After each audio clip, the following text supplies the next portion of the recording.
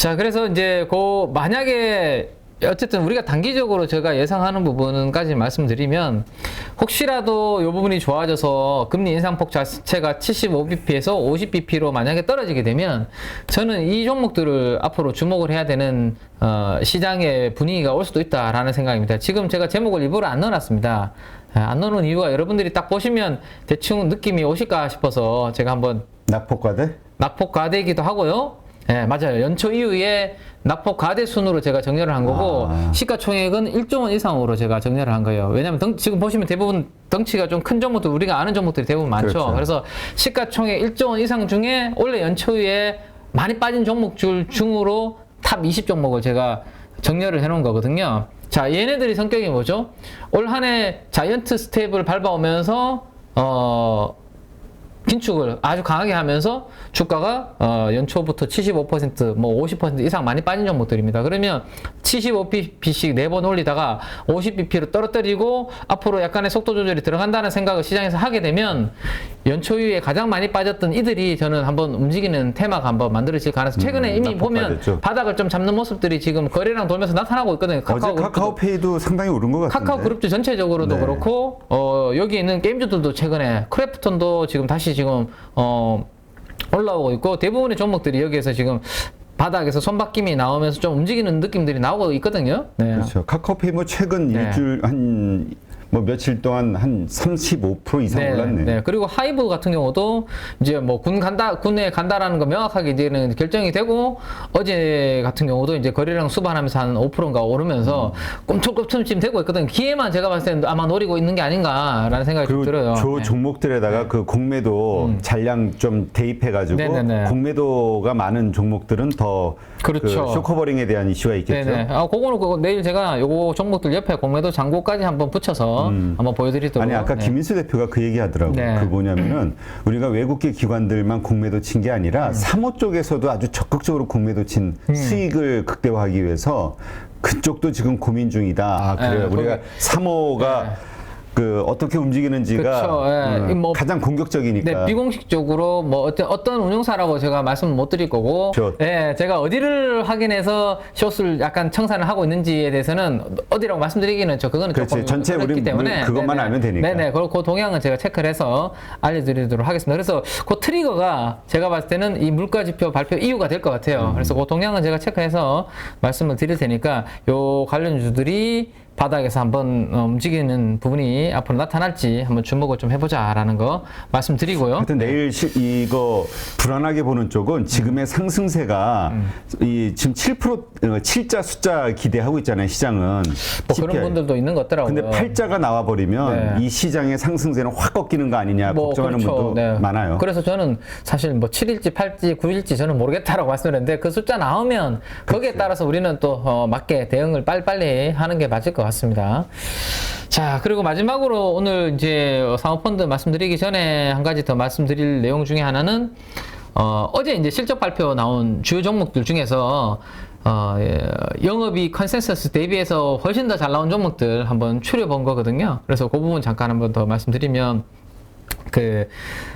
요 오른쪽에 노란색으로 이렇게 음영으로 칠해놓은 부분이 생각했던 영업이익보다 훨씬 더 잘 나온 겁니다. 예를 들어서 어제 제가 이제 포토마스크 관련해서 물량이 부족하다라고 해서 제가 SNS텍과 동진 세미캠이 주목을 해볼 만한 그 종목들이다라는 말씀을 드렸거든요. 근데 영업이익이 원래 예상치보다 40%가깝게 어제 실적이 공교롭게 어제 또 실적이 발표됐습니다. 그러면서 어제 한 10% 정도 주가가 가깝게 올랐거든요. 그래서 이런 종목들이 실적 나오면서 기관 사모펀드도 어제 가장 많은 규모로 동진세미캠을 좀 담는 그런 그림이 나왔고, 그 다음에 이제 이 회사가 실적이 나왔고 영창케미칼 어제 작은 종목으로는 제가 영창케미칼이라는 회사가 있다라고 말씀드렸는데 영창케미칼도 당연히 이 포토레지스트 쪽을 하다 보니까 실적이 긍정적으로 분위기가 그렇게 형성이 되었습니다. 그 다음 이제 우리 임플란트 쪽 최근에 큰 이슈는 아직까지 없는 상황이죠.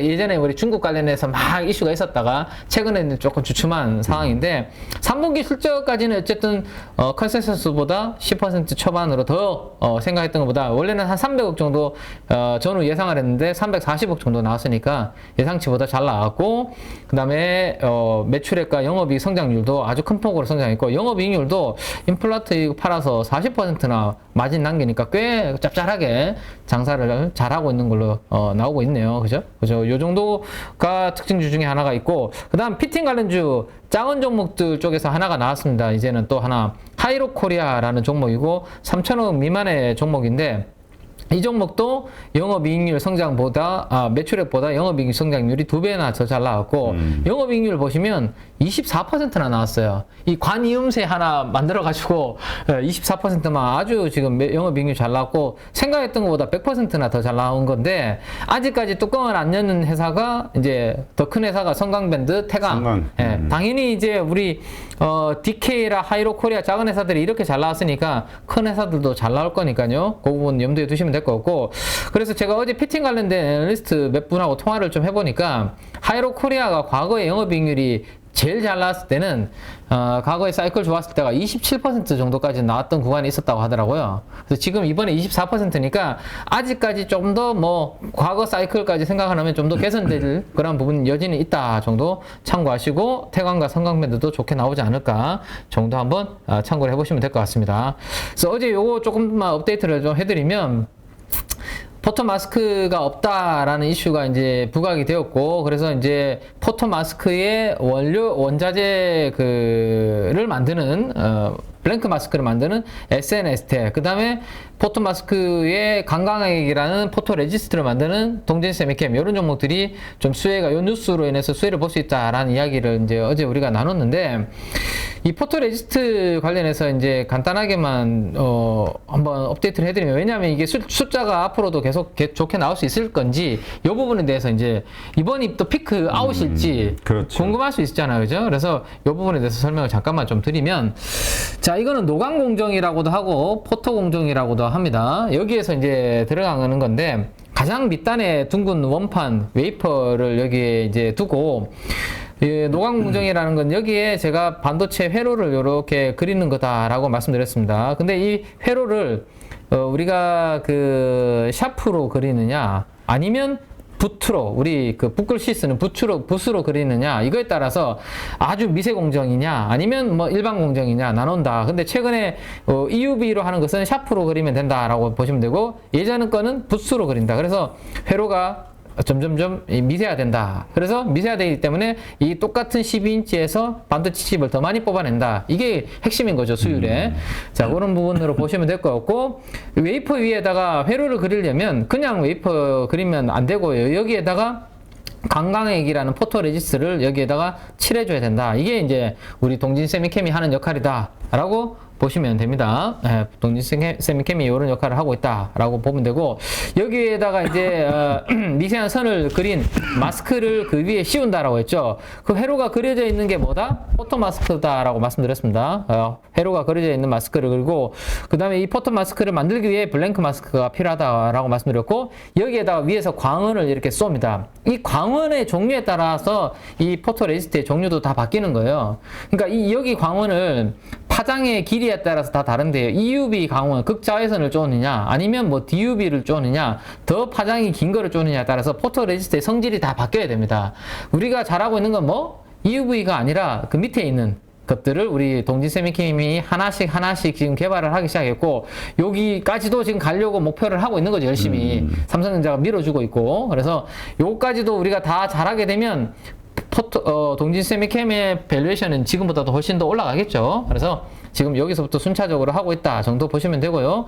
빛을 쏴서 이제 회로를 어느 정도 그리고 나면 남아있는 이 포토 레지스트는 결국에는 다 벗겨내야 됩니다. 이거를 누가 한다? PSK라는 회사가 한다라고 보시면 돼요. 그죠? 이 정도 보시면 되고, 주로 잘하는 회사가 일본의 시네츠, JSR, 스미토모, 여기가 원래 주력을 하고, 우리 국내 동진 세미캠은 밑에부터 하나씩 지금 올라가고 있다. 그래서 일본산 포토레지스트가 국산보다 더 세밀하다 까지 기억을 해두시면 될 것 같아요. 자, 환율 효과 때문에 실적이 잘 나온 부분이 있고요. 이번에 환율이 좋았기 때문에 수출을 많이 하니까 그 부분이 있는데, P3 쪽 공장 가동률이 지금 올라가고 있는 부분이 있거든요. 그리고 또 하나가 제가 말씀드린 게 뭐죠? 이 회사가 지금 하고 있는 것은 점점 회로가 미세화되는 부분으로 지금 들어가고 있잖아요. 그래서 이 부분의 공정의 가동은 점점 늘어나고 있습니다. 공장의 미세화 공정이 늘어남에 따라서. 그래서 생각했던 것보다 뭐 업황 자체가 출하 자체가 나쁘지 않다라는 것이 반영이 되고 있는 것 같아요. 그래서 예전보다 지금 밸류에이션이 지금 많이 내려와 있는 상황이니까 그 부분은 지금 연환산 기준으로 600억을 내는데 퍼가 7배 정도밖에 안 되거든요. 그래서 아직까지 올라갈 수 있는 여력은 좀 더 있지 않을까라는 거 한번 보시면 되고, 제가 어제 기준으로 요거 계산을 다 해놔서 표로 그려서 넣어드렸거든요. 한번 보시면 영업이익 분기별로 보시면 아주 여기서부터 가파르게 이렇게 올라오죠. 이제 600억으로 처음으로 600억 분기별 영업이익을 찍었고, 전년 동기 대비해서 성장률 보시면 80% 가깝게 이렇게 성장하는 그러한 그림이 나오고 있습니다. 그래서 이 부분은 아마 레버리지 효과도 좀 있었던 것 같고, 당분간은 좀 이어질 것 같다. 그리고 600억씩 버는데 곱하기 4를 하면 한 2,400억을 버는데 시가총액이 지금 1조 7천억 밖에 안 되니까 퍼 10배도 안 되잖아요. 그러면 원래 반도체 소재주들은 한 10배에서 15배는 받거든요. 근데 아직까지는 주가는 밸류에이션은 그렇게 부담스러운 구간 아니다 정도로 체크를 해보시면 될 것 같습니다.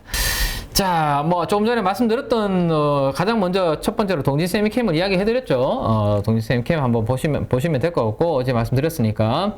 그 다음 이 아스플로라는 종목이 있습니다. 아스플로 요거 한번 이야기를 해드리면, 지난번에 제가 AMAT, Applied Materials 관련된 기업이다라고 한번 소개를 해드린 적이 있거든요. 이거 아스플로 한번 보시면 아스플로, 네. 지난번에 그 어프라이드 머티리얼즈가 우리나라에서 R&D 투자한다라는 거 제가 기사를 보여드렸었고, 그 다음에 윤석열 대통령이 기념으로 웨이퍼에 사진하는 거 사진까지 제가 보여드리면서, 그러면 우리가 어프라이드 머티리얼즈가 우리나라에 투자한다고 했을 때 수혜를 볼 수 있는 기업으로 그때 그나마 아스플로가 숫자가 나오는 기업이고, 그때도 사모펀드 수급 관련주로 제가 소개를 해드렸었거든요. 어제 이제 기관들이 수급이 사모펀드 중심으로 또 들어오면서 9% 이렇게 강세가 나왔습니다. 자, 한번 보시면 이 회사는 이제 공정에 들어가는 이제 뭐 가스용 튜브라든지 이런 것들을 만들었는데, 핵심은 그때도 제가 말씀드렸지만 R&D 투자를 우리나라에 하는 부분이 있고, 또 하나는 주로 이제 일본이 그 관련된 부품을 지금까지는 많이 해왔는데, 네. 이 아스플로가 국산화하는 부분들이 있습니다.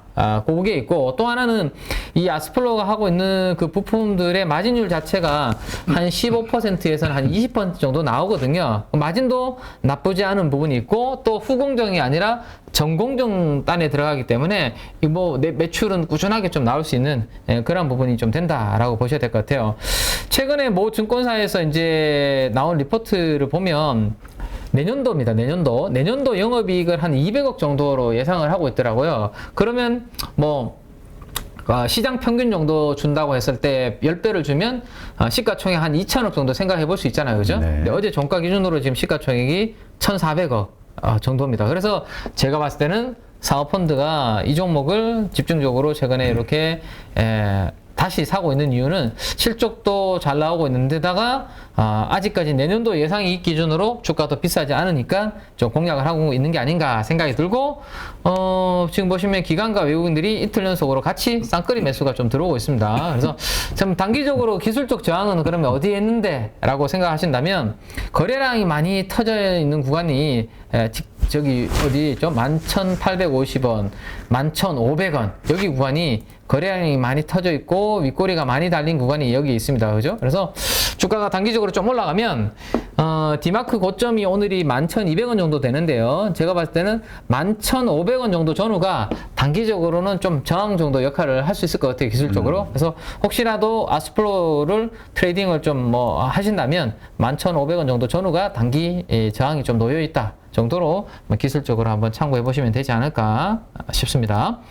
자, 그 다음 이제 아스플로라는 종목이 있고, 그 다음 이제 또 한 종목을 한번 보면 어떤 종목이 들어왔나요? 대환화섬이라는 종목이 하나가 있습니다. 이거는 딱 느낌이 어떤 느낌이 드시죠? 이거 되게 또 뭔가 전통적인 느낌? 화섬, 네, 우리 그죠? 섬유 쪽, 대구가 섬유 그쪽 아닌가요? 맞습니다. 예전에 지금 많이 가라앉았죠? 그쪽 경기가. 그러니까 섬유 쪽 산업, 섬유 산업. 네, 저는 뭐 저기 서울 사람이라서 고향을 부정해요? 아니, 부정은 아닌데, 제가 2004년도에 1월 달에 이제 발령이 나서 이제 신입사원 때 올라와서, 대구 사실 잘 몰라요? 모르겠습니다, 지금. 대구 아니 계속 나오는 뉴스들을 네네. 보면은 그렇게 얘기하더라고요. 섬유 산업 하긴 뭐 인건비 싼 거 찾아서 가면 네. 뭐 중국이라든가 인도라든가 베트남 옛날에는 어쨌든 대구가 원래 그 삼성그룹의 모태가 그렇죠. 제일모직으로 시작했고 거기 이제 사실 거기가 대구역이라는 쪽이 있는데 그 뒤쪽에서 그 제일모직 그 공터가 있거든요. 그래서 거기부터 시작했기 때문에 옛날에 이제 화섬은 섬유는 대구다 이게 있었는데 요즘은 그 경쟁력은 사실 제가 잘 모르겠네요. 네. 아무튼 이 대한한섬이라는 이제 회사의 홈페이지에 들어와 보시면 50년 역사. 그러니까 꽤 느낌이 오래된 회사 맞죠? 그러면 이거 우리가 전통적으로 화섬이라는 회사는 어떤 회사냐면 옛날부터 땅 부지가 가지고 있는 회사입니다. 그래서 그 회사가 옛날부터 그 공터가 공장 부지가 있다 보니까 우리 주식시장에서는 이러한 기업들이 대표적으로 뭐냐면 땅 가치 있는 회사, 즉 가치주. 네. 가치주. 네. 그러니까 자산 가치주. 예. 그러니까 자산 가치주는 꽤 이제 재미없는 주식이죠. 어쩌다가 한번 PBR 싼 거 뭐 자산 가치주 한번 모멘텀이 세게 한번 불 때 그때 한번 팍 움직였다가 거의 움직이지 않는 종목들이 보통 자산 가치주들이죠. 예. 근데 대한항공 좀 보니까 아니, 저렇게 사봐야 한 몇천 주 3,800주 산 거네. 그 시총이 워낙 작다 보니까 그리고 아니 거래량이 자체가 없네요. 거래량 자체도 별로 없고 하루에 뭐 400주, 300주인데? 그래서 이제 소외 준 거죠. 근데 이 회사가 가지고 있는 부동산이라든지 이런 것들을 다 감안하면 사실 이거 시가총액은 매우 싸다라는 게 이제 가치 투자하시는 분들이 그런 분들이 있습니다. 그래서 사모펀드가 수급이 저거 들어왔길래 이 회사는 뭔가 궁금하시는 분들이 계실 것 같아서 제가 근데 이거 잘못 들어갔다는 이거 못 팔고 나오겠는데 3월 11일 날은 하루 거래량이 95주. 그러니까 2월 16일 37주. 그러니까 이게 뭐 부동산 뭐 이런 거 감안하고 가치 투자하시면 언젠가는 그게 물량이 반영이 안 될 거야. 나온다는 거죠. 그런 생각하시는 분들인데 저처럼 약간 성장주 투자하시고 이런 분들은 사실 이런 것들은 별로 재미가 없죠. 그래서 그냥 주주들이 그 액면 분할이라든가 막 요구할 것 같은데. 근데 문제가 뭐냐면 이 회사의 최대 지분율이 80%예요. 그러니까 그래서 거래량이 그래서 이거 만약에 우리 토마스님이 내가 주식 좀 샀어. 그래서 이거 왜 부동산 2대 있는데 시가총액 이거밖에 안 돼. 불만을 표시해봤자 이게 먹히지 않는다는 거죠. 표 대결해봤자 이길 수 없는 그런 흐름으로 보시면 될 것 같아요. 네. 어제 M게임에 대해서 좀 이슈가 있었던 것 같은데. M게임도 그렇지만 영창케미칼. 네, 영창케미칼이 어제 이슈가 좀 있었죠. 왜냐하면 제가 어제 우리 포토마스크 관련돼서 이야기를 해드렸고 이게 동진세미캠과 마찬가지로 포토레지스트 쪽을 하는 기업이거든요. 그러다 보니까 아마 이쪽이 이슈가 좀 되었다라고 보시면 될 것 같습니다. 자, 영창케미칼 간단하게 다시 한번 업데이트를 해드릴게요. 왜냐하면 제가 봤을 때는 밸류에이션이나 상장 이후에 움직인 게 없기 때문에 분위기가 좀 더 이어질 수도 있다 정도는 알고 계셔야 되지 않을까 싶네요. 자, 한번 보시면 이 회사가 상장했을 때 공모가가 17,000원 정도 될 거예요, 아마. 네, 17,000원. 그거는 한번 찾아보시면 될 것 같고요. 영창케미칼이 17,000원 정도고 7월인가 6월달 여름에 아마 상장을 했을 겁니다. 근데 지금 주가가 아직까지 13,000원 정도 되잖아요. 그죠? 그래서 공모가 대비해서도 아직까지 오르지 못한 부분도 있고, 어제 실적이 발표했는데 매출이 전년도 동기 대비해서 이 회사도 두 자릿수로 성장하는 그런 매수가 흐름이 나왔고, 영창케미칼도 어제 양매수가 들어온 걸로 제가 기억을 하는데 기간만 들어온 게 아니라 잠깐만 한번 보면요. 영창케미칼 보시죠. 네, 기관들이 3일 연속 들어왔고 외국인들도 어제 수급이 좀 들어오면서 거래량도 지금 좀 살아나고 있는 그런 모습이죠. 그래서 동진세미캠이 분위기가 대형주로서 포토레지스트 관련주가 만들어준다면 영창케미칼도 좀 따라가지 않을까라는 생각 해보시면 되고, 그러면 이 종목은 저항이 어느 정도 있는데 라고 궁금해 하신다면 지난번에 윗꼬리 달면서 아주 대량 거래를 만든 구간이 있죠. 여기 이 양봉의 윗꼬리 단 여기가 아마 저항으로서 역할을 좀 해주지 않을까 싶습니다. 그 가격대는 14,000원부터 15,000원 정도 되는 것 같아요. 그래서 그 정도가 1차적으로 저항대가 될 것 같고, 거기를 만약에 힘있게 잘 뚫어준다면 이 회사의 공모가는 제가 17,000원 정도라고 말씀드렸습니다. 그래서 그 정도가 뭐 뭐 분위기가 아주 세게 이어진다면 공모가를 회복하는 그림이 될 수 있을 것 같은데 일단 1차적으로는 저항이 14,000원과 15,000원 정도 기술적인 저항이 있다 정도로 한번 참고를 하시면 좋겠습니다. 네, 알겠습니다. 자, 사모펀드 중심으로 이제 하나씩 좀 업데이트를 좀 해드리고 있습니다. 매도? 자, 한번 보시고요. 네. 여기서 사모펀드 그 중에 하나만 더 말씀드릴게요. 일단 그 최근 일주일 정도로도 제가 매일 그 자료를 넣어드리고 있거든요. 사모펀드는 하루 기준으로도 넣어드리고 일주일 단위로도 계속 업데이트를 해드리고 제가 넣어드리고 있는데 요게 눈에 띄는 종목 중에 하나가 뉴플렉스가 일주일 기간으로도 지금 수급이 아주 세게 들어오고 있거든요. 지난번에 중국이 이 AR, VR 쪽으로 이제 투자를 많이 한다라는 이슈 이후로 어쨌든 뉴플렉스가 바닥을 잡고 지금 올라오고 있는 그런 그림이 되고 있는데 요거 차트 보면서 요거까지 보고 우리 사모펀드 매도 한번 네. 보겠습니다. 자, 뉴플렉스 한번 보시면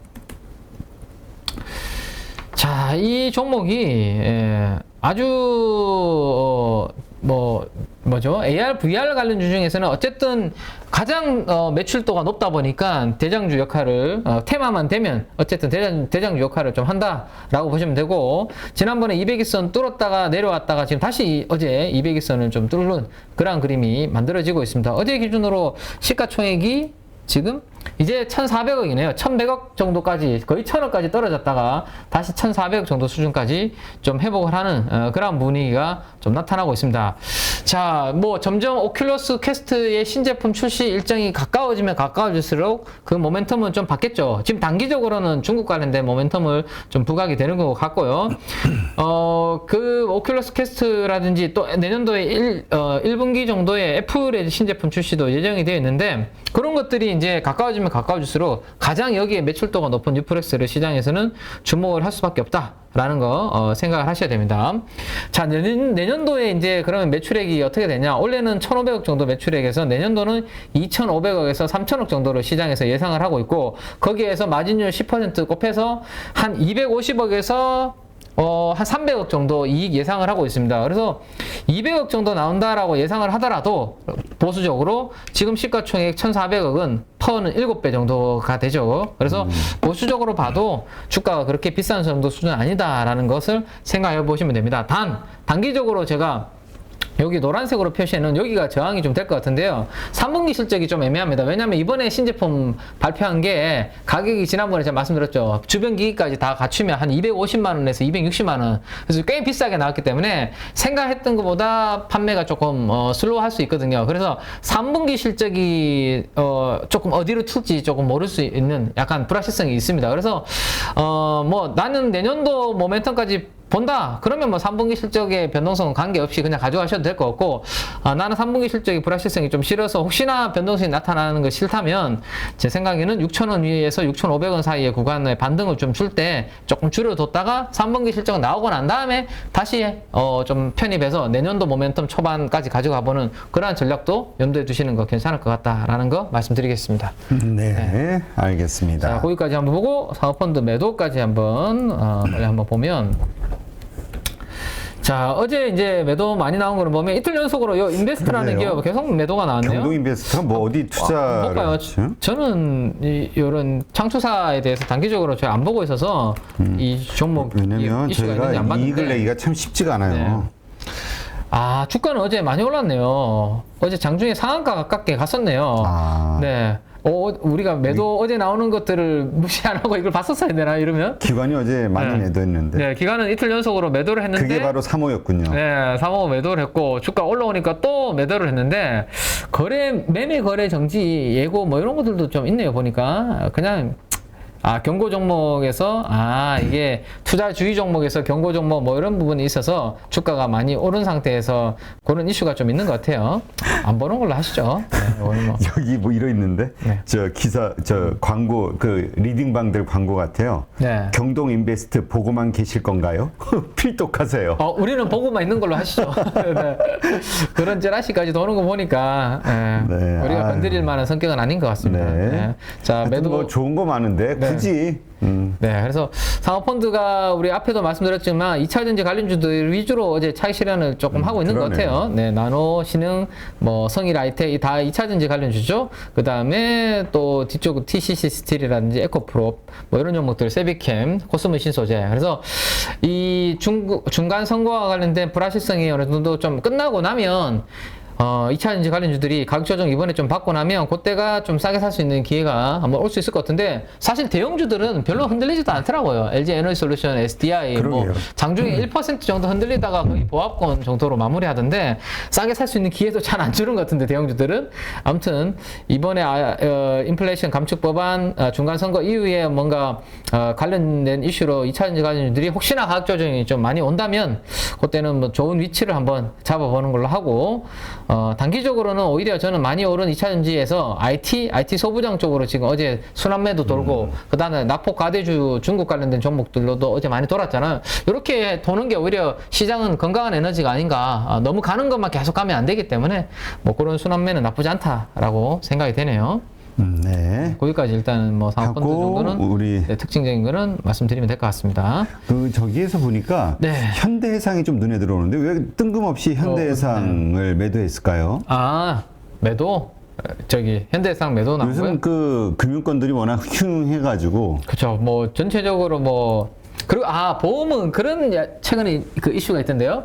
보험료 인하 압박이 좀 있는 것 같더라고요. 정부에서. 네. 아마도 그 뭐 뉴스 때문에 뭐 현대해상을 딱 팔았는지 모르겠지만 현대해상이 저 손보사 중에서는 또 자동차 보험 관련해서는 노출도가 좀 그 비중 자체가 꽤 큰 편이거든요. 그렇죠. 그래서 또 뭐 그러면 뭐 예를 들어 자동차 보험 관련해서 인상 관련해서 너무 하지 마라 뭐 압박을 넣으면 당연히 거기에서는 조금 부정적인 이슈가 될 수 있겠죠. 네. 네, 그런 부분들 한번 체크를 뉴스가 최근에 아마 나온 게 있을 거니까 한번 체크를 해보시기 바라고 어제 같은 경우는 음봉이 아주 크게 지금 9%짜리 장중에 음봉이 하나 나왔었네요. 네. 저도 급락을 했군요 어제. 그러니까요. 어제 무슨 뉴스가 뭐 나온 게 있나요?